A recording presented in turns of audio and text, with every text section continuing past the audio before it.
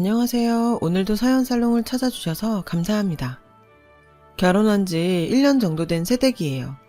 저는 유치원 선생으로 일하고 있어요. 제가 사는 곳은 말 그대로 섬마을이에요. 배를 타고 드나들어야 하고 유명한 관광지가 아니다 보니 생소한 곳이죠. 말이 유치원 선생님이지 그냥 낡은 건물에 취학 전 어린 아이들을 모아놓고 한글과 숫자 정도를 가르치는 정도예요. 월급은 마을 이장님께서 주고 계시고요. 저한테 배운 아이들은 마을 초등학교에 들어가고 고학년이 되면 대부분의 부모들이 아이의 미래를 위해 섬을 떠나 육지로 가곤 해요. 예나 지금이나 우리나라 부모님들은 자식 교육이 최고의 지상 과제니까요. 저희 남편은 새벽에 배 타고 육지로 출근을 하고 퇴근 후 배를 타고 다시 섬으로 돌아와요. 사실 불편하다면 불편한 생활이죠. 일찍 일어나야 하고 퇴근이 늦어지면 배가 없어서 외박을 해야 하거든요. 그러다 보니 도시에 나와서 돈 벌고 살아야지 젊은 사람들이 왜 거기서 사냐는 말을 종종 듣곤 해요. 저희도 도시로 이주할 계획은 있어요. 아직은 시아버님이 이곳에 살고 계셔서 시아버님께서 돌아가시면 그때나 나가게 될 것 같아요. 저희 남편은 이 섬마을에서 태어났어요. 아버님 역시 이 마을 토박이고요. 아버님은 생선가게를 운영하시는데요. 마을의 고기잡이 배들과 교류하시며 함께 장사도 하시고 서로 돕고 사시죠. 아버님은 대학에 진학을 하시면서 이곳을 떠나셨다가 대학 졸업 직전에 시할아버지께서 돌아가시는 바람에 섬으로 돌아오게 되셨어요. 그때 시할아버님 가게를 물려받으셨죠. 그 덕에 동생들은 아버님께 가게를 떠맡기고 홀가분하게 육지로 나갔고요. 사실 아버님도 마음만 먹으면 언제든 가게를 팔고 육지로 나가실 수는 있어요. 하지만 아버님께서 가업에 대한 애정이 깊으셔서 그럴 마음이 없으시대요. 자신은 물론 형제들 모두 먹이고 입히고 공부까지 시켜준 가게라서 당신이 할 수 있는 데까지 지키고 싶으시다고요. 아버님은 졸업 직후 당시 연애 중이던 어머님과 결혼해 섬으로 돌아오셔서 장사를 시작하셨죠. 어머님께서는 처음에는 적응해보려고 많이 노력을 하셨다고 해요. 하지만 도시에서 살던 여대생이 이런 섬마을에서 생선 장사나 하며 산다는 게 어디 쉬운 일이겠어요. 다행히 두 분 사이는 나쁘지 않아서 남편을 출산하시고도 섬 생활에서 사셨지만 결국 적응을 못하셨고 남편이 5살이 되던 해 이혼을 하게 되셨죠. 이혼과 동시에 어머님께서는 제 남편을 데리고 서울로 가셨고요. 비록 이혼은 하셨지만 그래도 두 분은 부모로서 최선을 다하셨고 이혼 후에도 사이도 나쁘지 않았어요. 안 좋게 헤어진 게 아니었으니까요. 아버님은 주말마다 제 남편을 보러 서울로 가셨고 온 가족이 함께 시간을 보내셨대요. 그래서 남편은 자기는 이혼 가정에서 자란 것 같지도 않다고 말해요. 주말 부부나 다름없는 생활이었으니까요. 남편은 중학교 2학년이던 15살까지 어머님과 살았는데 그 무렵 갑작스러운 교통사고로 어머님이 세상을 떠나시자 한동안은 외가에서 살다가 아버님이 계신 섬으로 들어가게 되었죠. 남편의 뜻에 따라 아들을 받아들이기는 하셨지만 처음엔 아버님이 많이 만류를 하셨대요. 아무래도 아이의 교육을 위해서는 섬보다는 도시가 나으니까요. 그때부터 남편의 섬 생활은 시작됐어요. 새벽에 일찍 일어나 육지에 있는 학교로 등교를 하고 수업이 끝나면 다시 섬으로 돌아오는 게 일상이 되었죠. 현재의 삶과 거의 비슷한 일상이었죠. 남편과 아버님의 집안 사정을 다 알고 있던 마을 사람들은 물심양면으로 두 사람을 도와주었어요. 동네 고기잡이 아저씨들이 새벽마다 배로 남편의 등교를 도와주셨다더라고요. 고등학교에 가서는 아저씨들이 교대로 야자 시간에 맞춰서 남편을 데리고 오셨고요. 남편이 다시 육지로 나간 건 대학에 들어가면서였어요. 아버님은 남편이 대학교에 들어가기 전에 일찌감치 이렇게 말씀하셨대요. 나 죽기 전에 가게는 팔고 죽을 거니까 너는 이 일 계속 할 생각 마라. 너는 너 하고 싶은 거 해. 그래서 남편은 가업을 이어야 한다는 부담 없이 전공을 선택할 수 있었죠. 그래도 남편은 어머님이 일찍 돌아가신 걸 빼고는 나름 부모님 사랑을 받으며 화목하게 살아온 편이에요. 제 인생은 조금 달랐어요. 화목한 가정에서 자라지 못했거든요. 물론 남편과 비슷한 면도 있어요. 한부모 가정에서 자랐다는 점에서는요. 대신 제 경우는 아빠가 안 계셨죠. 저는 평범한 가정의 첫째 딸로 태어났어요. 부유하지는 않았지만 그렇다고 돈에 쪼들리지도 않았죠. 제 밑으로는 여동생이 하나 있었는데 가끔 다투기도 했지만 사이가 좋았어요. 평범한 가정에서 부모님의 사랑을 받고 자라던 어느 날이었어요. 아빠가 친구들과 여행을 다녀오신다고 하셨어요. 아빠는 기대가 되는지 눈을 반짝이며 말씀하셨죠. 수차례 알지? 글쎄 그 녀석이 요트를 샀다더라고. 사자마자 친구들부터 태워준다고 부르지 뭐야. 다음에는 가족들도 다 초대하겠다니까 당신도 기대해. 아빠는 아이처럼 들뜬 모습이었어요. 저와 여동생도 요트라는 말에 솔깃했죠. 엄마는 돈을 얼마나 벌었길래 요트를 다 샀냐며 부러운 듯 말했어요. 그리곤 조심히 잘 다녀오라고 하셨죠. 아빠는 도착하면 전화하겠다고 하시곤 새벽 일찍 짐을 챙겨 떠나셨어요. 하지만 저녁이 돼도 연락은 오지 않았고 다음 날이 되어도 돌아오지 않으셨어요. 그렇게 이틀이 지났고 처음엔 그저 여행이 길어지나 보다 했던 엄마는 3일이 지나도 연락이 없자 불안해하기 시작했어요. 그리고 3일이 지나서야 전화가 왔어요. 아빠 친구분의 아내셨죠.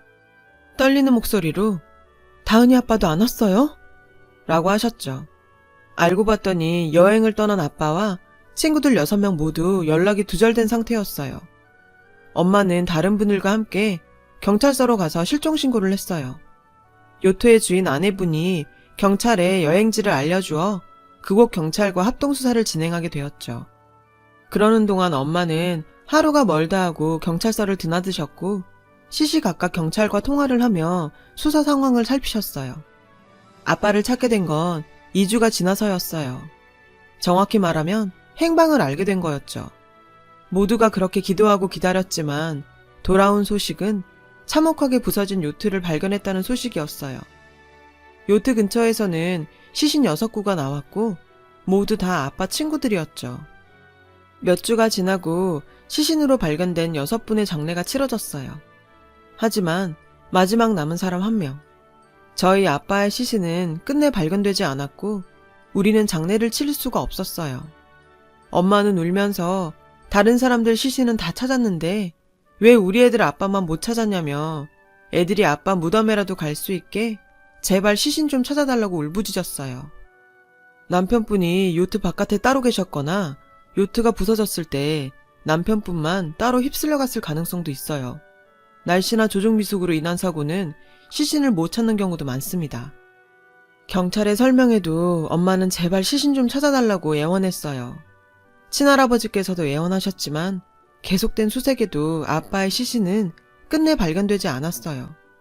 엄마는 끝까지 포기를 못하고 사건 현장을 찾아다니시다 결국 쓰러지셨죠. 그러자 할아버지께서는 아들 찾다가 살아있는 며느리까지 죽이시겠다며 엄마를 만류하셨어요.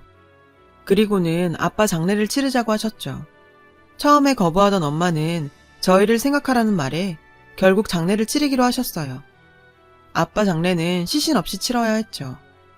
행복하던 우리 집은 아빠의 죽음으로 한순간에 불행하게 변해버렸어요. 아빠가 돌아가신 뒤 우리 집 사정은 전과는 많이 달라졌어요. 엄마 혼자 자매를 키워야 했으니까요. 여자 혼자벌이로 2딸을 키우는 건 쉬운 일이 아니었어요. 아빠의 벌이가 사라진 만큼 엄마는 전보다 돈을 더 벌어야 했거든요. 그래서 야근도 마다하지 않으셨죠.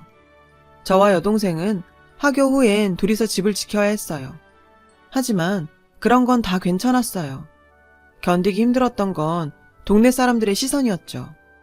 우리 아빠 시신만 발견되지 않았다는 사실이 알려지자 사람들은 저희 가족을 의심하며 수군거렸거든요. 살아있는데 보험금 타려고 죽은 척하는 거 아냐? 하루아침에 아빠를 잃은 것도 가슴 아픈데 아빠와 우리 가족을 모욕하는 말까지 들어야 하니 정말 참기 힘들더라고요. 그렇다고 이사를 가진 않았어요. 돈도 없었고 그런 의혹을 인정하는 셈이니까요. 제가 할 수 있는 건 공부뿐이었어요. 저라도 성공해서 엄마를 도와야겠다고 생각했으니까요. 다행히 노력하는 만큼 성적이 올랐고 중고등학교에 가서도 상위권을 유지할 수 있었어요. 담임 선생님도 인서울대학은 문제 없다고 하시더라고요. 솔직히 제 목적은 좋은 대학교에 들어가는 게 목적이 아니라 좋은 일자리 얻어서 돈 많이 버는 게 목적이었어요. 그래서 중간엔 대학은 포기하려고 했는데 엄마 빚을 내서라도 보내줄 테니까 대학은 꼭 가야 돼. 그렇게 엄마 생각은 달랐어요. 자식 대학은 보내야 죽어서 아빠 볼 면목이 있다고요. 하는 수 없이 전 대학에 진학을 했고 다행히 국가 장학금을 받을 수 있어서 가게에 큰 부담은 없었어요. 대학교에 들어가서도 그 흔한 미팅 한 번 안 하고 취업을 목표로 공부했어요. 덕분에 장학금을 한 번도 놓친 적이 없었죠. 하지만 저라고 늘 공부가 잘 되고 하기 좋았겠어요. 마음이 흔들릴 땐 엄마랑 여동생을 보면서 마음을 다잡았죠. 그러다가 대학교 2학년 때 딱 한 번 동기들과 연합동아리 MT를 가게 되었어요. 저는 과제를 할 요량으로 책까지 챙겨서 따라갔죠. 그리고 그곳에서 지금의 남편을 만나게 되었어요. 남편은 대학 동기들과 함께 저희와 같은 펜션에 머물고 있었거든요.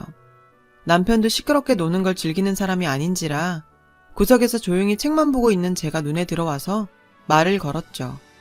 그때 남편과 이런저런 얘기를 하며 연락처를 주고받게 됐고 이후로도 전화나 문자를 주고받다가 자연스럽게 사귀게 되었어요. 친구들은 얌전한 고양이 부뚜막이 먼저 오른다면 놀렸죠. 저는 대학을 졸업하고 바로 취업에 성공을 했고 직장 생활을 시작했어요. 덕분에 엄마 용돈도 드리고 여동생 대학 등록금도 조금씩 보태줄 수 있었어요. 그리고 남편한테 청혼도 받았죠. 사실 금전적인 문제 때문에 걱정이 많았는데 제 사정을 아는 남편이 걱정 말라고 하더라고요. 자기네도 그리 넉넉한 형편도 아니고 아버님이 그런 거 따지는 분도 아니니까 서로 조촐하게 치르자고요. 그냥 멀쩡한 수저 한 벌 들고 오라고 말이죠. 그래도 어떻게 그럴 수 있나요? 그런데 아버님을 찾아뵙고는 그런 고민이 사라졌고 결혼을 하게 되었어요. 제가 처음 섬마을에 간 건 그때였어요. 배에서 막 내렸는데 아버님이 부두까지 마중 나와 계시더라고요. 인상이 참 좋으셨어요. 아버님을 뵈니 돌아가신 아빠 생각이 났어요. 아버님은 제 손을 꼭 잡아주시며 먼 곳까지 오느라 수고 많았다며 반가워해 주셨죠. 아버님은 처음부터 저를 예뻐해 주시고 아껴주셨어요. 도시 아가씨가 우리 아들 뭐 보고 반했나? 이렇게 예쁜 아가씨가 우리 집 며느리가 된다니 아주 기분이 좋아. 아무것도 필요 없으니까 결혼해서 둘이 행복하게만 살아요. 그거면 돼. 아버님이 따뜻한 말씀에 잔뜩 긴장했던 저는 그제야 마음을 놓을 수 있었어요. 그렇게 일주일 정도 섬에 머무르면서 저는 아버님과 많이 가까워졌어요. 그리고 일주일 뒤 돌아가는 날이 되었죠. 육지로 나가는 배를 타려는데 아버님이 남편과 저를 붙잡으시더라고요. 가기 전에 들렀다 갈 곳이 있다고요. 미신 같은 거지만 그래도 같이 가주면 좋겠어요. 저는 뭔데 저러시나 싶어 따라갔어요. 따라가 보니 섬마을 뒤쪽 구석진 곳에 위치한 작은 공터였어요. 인적이 드문 곳이었죠. 그런 곳에 널빤지가 장승처럼 꽂혀 있었죠. 남편은 널판지 앞에 멈춰 섰어요. 그리고는 행복하게 잘 살게 해달라고 소원을 빌지 뭐예요. 그 모습이 귀엽기도 하고 웃겨서 남편에게 제가 물었어요. 이게 무슨 마을 수호신이라도 돼? 그런데 그 순간 저는 굳어버리고 말았어요. 널빤지에 걸려있는 사진 때문이었죠. 색은 바라고 귀퉁이가 찢어진 낡은 사진이었지만 전 단번에 알아볼 수 있었거든요. 바로 저희 집 가족 사진이었으니까요. 아빠가 돌아가시기 전에 다 함께 찍었던 어린 시절의 가족 사진이었어요. 그 사진을 보고 너무 놀라 그 자리에 털썩 주저앉았어요. 저는 울면서 이 사진이 어디서 났냐고 물었어요. 그러자 남편은 왜 그러냐고 되물었죠. 이거 우리 가족 사진이야. 이분이 돌아가신 우리 아빠라고. 제 말에 아버님과 남편은 깜짝 놀라셨죠. 남편은 몸도 못 가누는 저를 일단 자리에 앉히고는 진정하라며 제 등을 문질러 주었어요. 그리고 아버님은 잠시 숨을 고르시고는 이야기를 시작하셨어요. 10수년 전에 마을에서 한바탕 난리가 났었대요. 파도를 타고 온 시신 한 구가 해안가에서 발견된 거죠. 사람들은 불길하다며 시신을 태우든지 없애버리자고 했대요. 경찰에 신고하면 온 마을 사람들이 생업도 포기하고 그 일 때문에 육지로 불려다닐 게 뻔했으니까요. 신원을 증명할 무언가라도 있으면 그때 신고해 주자고요. 그래서 시신을 수습하기 전에 옷가지를 살폈는데 신원이 확인될 만한 건 나오지 않았고 그때 지갑에서 그 사진이 나온 거였죠. 아버님은 가족 사진을 보시곤 가족이 있는 사람인데 자살을 했을 것 같지는 않았대요. 정성껏 묻어줘야 나중에 한이 없을 것 같다며 시신을 제대로 묻어주자고 하셨답니다. 하지만 마을 사람들은 신원 미상의 시신을 장례까지 치러주기 싫어했고 결국 아버님 혼자 지금의 공터에 손수 시신을 묻고 나무를 세워두었다고 하시더군요. 일종의 비석처럼요. 그리고는 지갑에 유일하게 남아있던 사진을 못으로 박아두셨다고 했어요. 이후로는 집안에 중요한 일이 있을 때마다 찾아가 도와주십사 부탁도 하곤 했었다고요. 그래서 며느리를 보게 됐다고 인사를 하러 갔던 건데 이런 인연이 있을 줄은 몰랐다고 하시며 무척 놀라셨어요. 아버님의 얘기를 들은 전 흐르는 눈물을 멈출 수가 없었어요. 끝내 널판지를 끌어안고 한참을 울었죠. 이런 사정을 모르는 사람들이 봤다면 저를 미친 사람으로 알았을 거예요. 하지만 그런 것 따위는 문제가 아니었죠. 애타게 찾던 아빠를 찾았으니까요. 아버님 정말 감사드려요. 아버님 덕분에 아빠를 찾을 수 있었어요. 아버님이 저희 아빠를 묻어두시지 않았다면 우리 가족은 평생 아빠 시신을 못 찾았다는 죄책감으로 살았을 거예요. 아버님이 저희 가족 한을 풀어주신 거예요. 감사드려요, 아버님. 아버님은 울먹이는 절 꼭 안아주셨어요. 아무래도 네 아버님이 너를 여기로 부르셨나 보다. 우리 집에 이렇게 착하고 예쁜 며느리 보내주시려고 너희 둘을 이어주신 게 분명해. 그러니 가슴에 맺혔던 응어리 다 풀고 앞으로 행복하게 잘 살려무나. 아버님 말씀대로 정말 그랬나 봐요. 그러지 않고서야 이런 인연이 있을 수 있겠어요? 전 그 길로 집으로 돌아가 엄마와 동생한테 이 일을 전해주었어요. 제 얘기를 들으신 엄마는 그 자리에서 혼절하셨어요. 잠시 뒤 정신을 차리신 엄마는 당장 아빠가 묻혀있는 섬으로 가겠다고 하셔서 이번 주말에 다 함께 내려가자고 말렸어요. 그렇게 우리 모녀는 주말에 다 함께 아빠한테 갔어요. 남편의 안내로 아빠 묘지에 도착한 엄마는 바닥에 엎드려 오열하셨어요. 여동생도 그런 엄마를 끌어안고 엉엉 울었죠. 한참을 그렇게 울고 난 엄마는 아버님 집에 찾아가 무릎을 꿇고 고개를 숙여 감사 인사를 전했어요. 아버님은 그런 엄마를 일으켜 세우시며 이러지 마시라고 하셨죠. 사부인, 이러지 마세요. 제가 뭐 한 게 있다고 이러세요. 그저 인간된 도리로 했던 일이에요. 그러니 너무 고마워하지 마세요. 남편분 덕분에 이렇게 예쁜 며느리도 얻었잖습니까? 아버님은 저희 엄마를 달래주셨어요. 그리고는 저희 엄마한테 선물까지 주셨죠. 아빠의 낡은 지갑이었어요. 함부로 버리면 안 될 것 같아서 서랍에 고이 넣어두고 있었습니다. 엄마는 그 지갑을 가슴에 끌어안고 한참을 우셨어요. 그동안 자식들 앞에서 내색은 안 하셨지만 남편이 얼마나 사무치게 그리우셨겠어요. 그 생각을 하니 돌아가자는 말이 안 나오더라고요. 그런 마음을 아셨는지 아버님은 방을 하나 내어주시면서 마음이 진정되실 때까지 머물다 가시라고 하셨어요. 엄마는 아버님의 배려로 일주일간을 섬에서 지내셨어요. 밤낮 할 거 없이 수시로 아빠한테 가서 그동안 하지 못했던 말들을 하시고 때로는 울다가 웃다가 한참을 앉았다 내려오시곤 했어요. 야속했던 지난 세월의 회포를 그렇게 푸셨던 거죠. 그리고 얼마 뒤 저희는 예정대로 결혼식을 올렸어요. 결혼하고 몇 달은 살던 곳에서 회사에 다니며 살았어요. 그러다 한 4개월 정도 지난 어느 날 섬에서 연락이 왔어요. 아버님이 쓰러지셨다고요. 고혈압 때문에 그렇게 되셨다더라고요. 저는 곰곰이 생각하다 남편한테 제안을 했어요.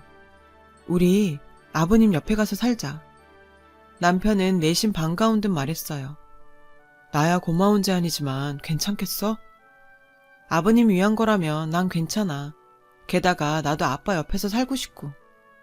그렇게 저희 부부는 섬으로 들어왔어요. 물론 아버님은 펄쩍 뛰시면서 당신 때문에 그럴 필요 없다고 하셨지만요. 아버님 때문이 아니에요. 저도 아빠 옆에서 살고 싶어서 그래요. 그러자 아버님은 아무 말도 안 하셨어요. 처음에 섬살이를 할 때는 저 역시 남편과 함께 섬에서 출퇴근을 하며 회사를 다녔어요. 그런데 하루는 이장님이 그러시지 않겠어요? 부모들 일 나가면 어린 애들만 남는데 섬에 유치원이라도 있으면 모를까 위험해서 말이야. 그래서 말인데 새댁이 애들을 좀 맡아주면 어떨까 하는데 많지는 않지만 보수는 줄 테니 어때? 생각해보니 나쁘지 않을 것 같더라고요. 동네 아이들 데려다가 부모님 올 때까지 놀아주고 한글 정도 가르치는 일이니 힘들 것도 없고 말이에요. 그래서 이장님께 그러겠다고 말했어요. 그렇게 저는 회사를 관두고 섬에 완전히 정착을 하게 되었어요. 아이들도 자기들끼리 노는 것보다 한데 모여서 이런저런 게임도 하고 한글도 배우니 좋아하더라고요. 저도 나름 뿌듯하기도 했고요. 남들은 육지로 나가는 마당에 자발적으로 섬에 들어와 사는 우리 부부를 동네 사람들은 신기하게 봐요.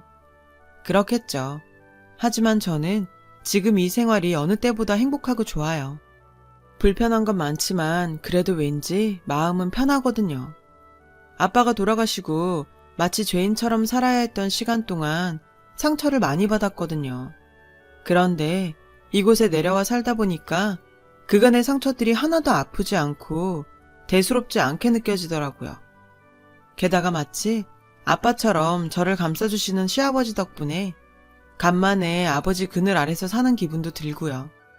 그래서 지금의 이 행복을 조금 더 누리며 살려고 해요. 시련과 고난 뒤에 낙이 온다고 아빠로 인해 맺어진 인연으로 얻게 된 행복을 가족들과 함께 나누며 살아가려고요. 지금까지 제 사연을 들어주셔서 감사드리고요. 여러분의 가정에도 행복이 가득하시길 바래요. 여러분, 사연 댓글에 응원과 현명한 조언 부탁드려요. 좋아요와 구독은 저에게 큰 힘이 됩니다. 오늘도 좋은 일 가득하세요.